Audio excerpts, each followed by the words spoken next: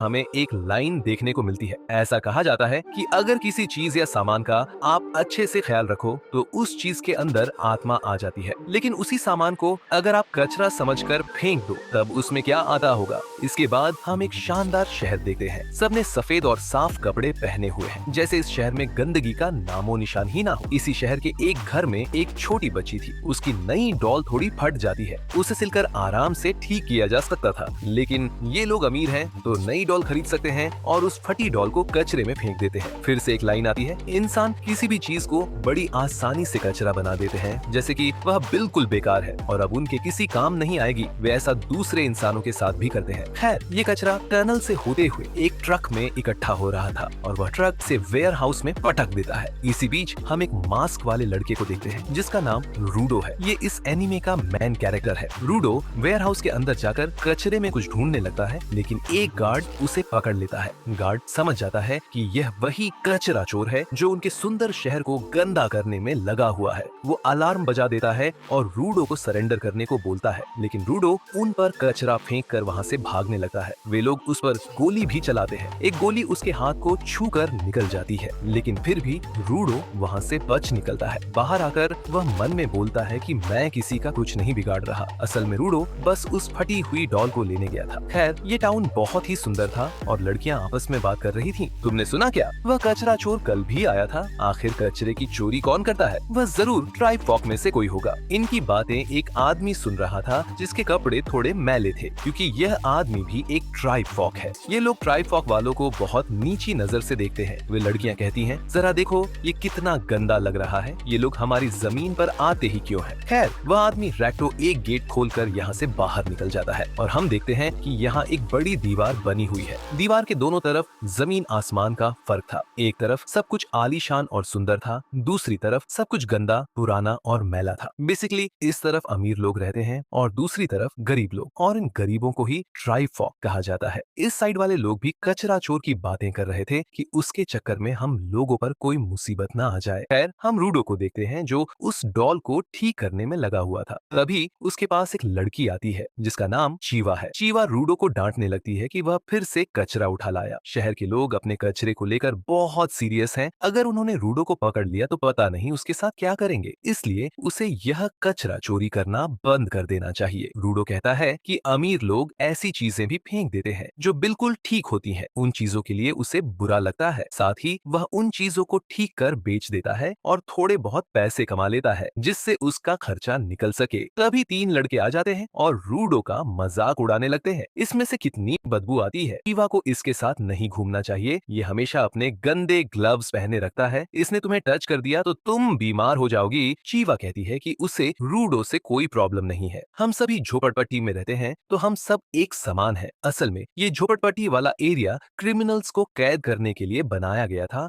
और ये सब लोग किसी न किसी क्रिमिनल के वंशज हैं, यानी अपने बाप दादा के कर्मों की सजा इन्हें मिल रही है। ये अपनी इमेज सुधारने के लिए बहुत मेहनत करते हैं, लेकिन रूडो के बाप ने सारी मेहनत बेकार कर दी थी क्योंकि उसने ढेर सारे लोगों का खून कर दिया था। इसीलिए वे लोग रूडो को खुद से नीचे मानते हैं। अब ये सब सुनकर रूडो बहुत गुस्सा हो जाता है और उसकी आंखें देख तीनों डर कर वहाँ से जाने लगते हैं और बोलते हैं, जैसा बाप वैसा बेटा, ये भी अपने बाप की तरह किसी दिन कातिल बनेगा। चीवा अब रूडो से बोलती है, तुम बिल्कुल अपने बाप जैसे नहीं हो। मुझे तुम पर भरोसा है कि तुम एक अच्छे इंसान हो और कभी किसी को नहीं मारोगे। ये बात सुनकर रूडो शर्माने लगता है। साफ पता चल रहा था कि वह चीवा को लाइक करता है। तभी चीवा की नजर उस डॉल पर जाती है जिसे रूडो ने ठीक कर दिया था और वह डॉल उसे बहुत अच्छी लगती है। असल में रूडो यह डॉल बेचने के लिए नहीं लाया था, बल्कि चीवा को गिफ्ट देने के लिए लाया था। पर इससे पहले कि वह चीवा को डॉल दे पाता, उसकी मम्मी आ जाती है और चीवा यहाँ से चली जाती है। इसके बाद रूडो भी अपने घर आ जाता है, जहाँ रैक्टो उसकी टांग खींचने लगता है। तुम वो डॉल उस लड़की के लिए लाए थे। असल में उसने इनकी सारी बातें सुन ली थी। वह रूडो से कहता है कि उसे सीधे अपने प्यार का इजहार कर देना चाहिए। पर पहले यह बताओ कि कल रात को तुमने क्या गुल खिलाए हैं। रैक्टो रूडो से कहता कहता है, हम इतने गरीब नहीं हैं कि तुम कचरा चोर बनते फिरो। पैसे कमाने का काम मुझ पर छोड़ दो और अपनी लाइफ को रिस्क में डालना बंद करो। दोस्तों, रैक्टो ने रूडो को पाल पोस कर बड़ा किया है। वह उसका सगा बाप नहीं है, लेकिन उसके फादर जैसा है और रूडो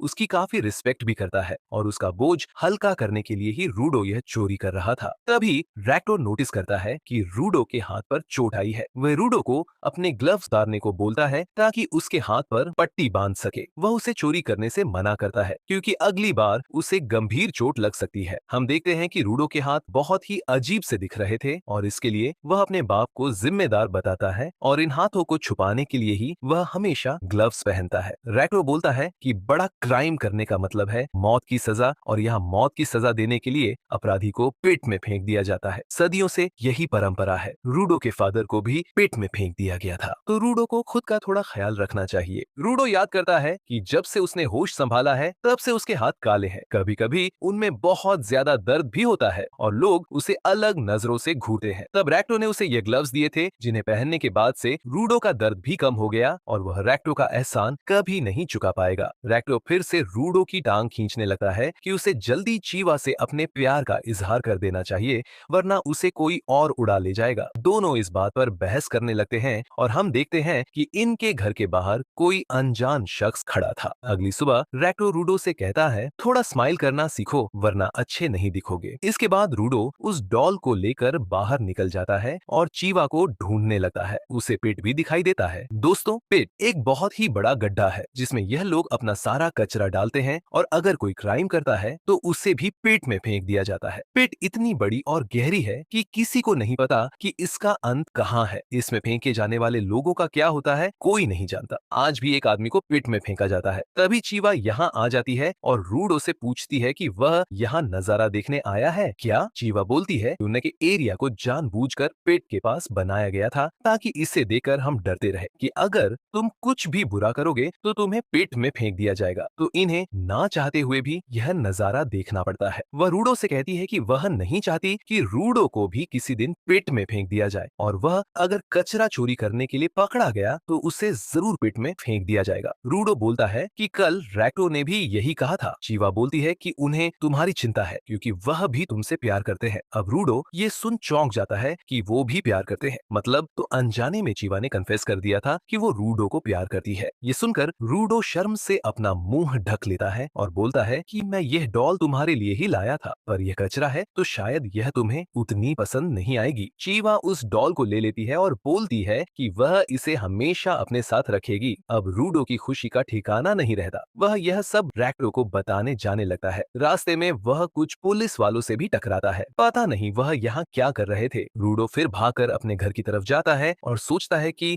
लेकिन मैंने तो चीवा को साफ साफ बोला ही नहीं। रैक्टो कहेगा कि वापस जाकर उसे ढंग से प्रपोज करो। वह दरवाजा खोलकर अंदर जाता है तो उसके होश उड़ जाते हैं क्योंकि एक आदमी ने रैक्टो के पेट में तलवार घुसा दी थी। रूडो गुस्से में उस आदमी की तरफ भागता है तो वह उसकी पिटाई करके उसे बांध देता है। उसके पास एक बुक भी थी जिसे लेकर वह यहाँ से जाने लगता है, पर वह रूडो को कुछ नहीं करता। रूडो को रैक्टो की आवाज आती है जो अब भी जिंदा था। वह रूडो से कहता है, भागो यहाँ से और इस घटिया दुनिया को बदल दो। इतना कहते ही रैक्टो की डेथ हो जाती है। तभी यहाँ पुलिस वाले आकर रूडो को अरेस्ट कर लेते हैं। उन्हें लग रहा था कि रैक्टो को रूडो ने मारा है। रूडो उन्हें समझाने की कोशिश करता है लेकिन वह उसकी एक नहीं सुनते। आसपास के लोगों को भी यह बात पता चलती है कि बाप की तरह बेटा भी एक कातिल निकला। थोड़ी ही देर में रूडो को पेट के पास ले जाया जाता है। इसने ना सिर्फ कचरा चोरी किया है बल्कि किसी की जान भी ली है, जो कि बहुत बड़ा पाप है। भले ही जिसे तुमने मारा है वह एक मामूली ट्राइफॉक था, लेकिन जो भी मर्डर जैसा पाप करेगा वो इस पावन धरती पर रहने के लायक नहीं है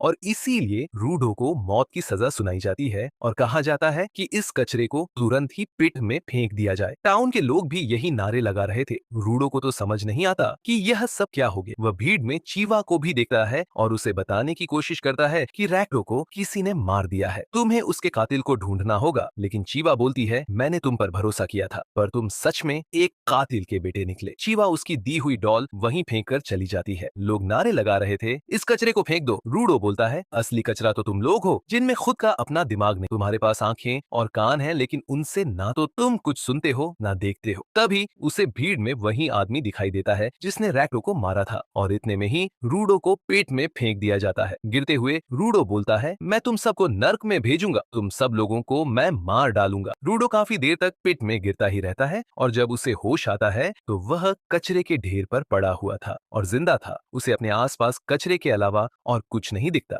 ये वही कचरा था जो लोगों ने इतने सालों से पेट में फेंका है। तभी रूडो अपने पीछे एक बड़े से मॉन्स्टर को देखता है जो पूरा कचरे से बना हुआ था और यह एपिसोड यहीं पर एंड हो जाता है। तो दोस्तों, आपको ये पहला एपिसोड कैसा लगा? मुझे तो ये जग कमाल का लगा है और ये एनीमे जरूर धूम मचाने वाला है। लेकिन रूडो पिट में जिंदा कैसे है और ये मॉन्स्टर कहां से आ गया, जानेंगे अगले एपिसोड में। वीडियो अच्छा लगा हो तो इसे लाइक और शेयर कीजिए। कमेंट करके बताइए कि आपको यह एपिसोड कैसा लगा और अगर आप हमारे चैनल चिराग चौहान पर नए हैं तो हमारे चैनल को सब्सक्राइब करके बेल आइकॉन जरूर दबाइए। मैं मिलता हूं आपसे बहुत ही जल्द अगले वीडियो के साथ। शुक्रिया।